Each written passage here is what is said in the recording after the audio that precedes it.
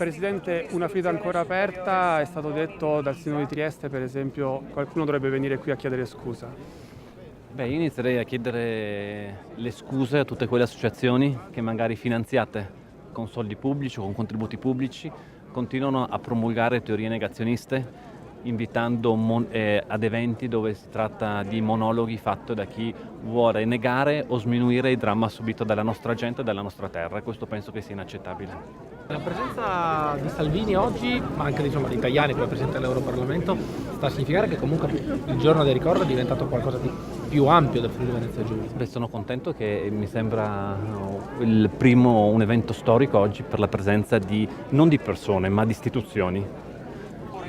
che riconoscono il dramma oggi in modo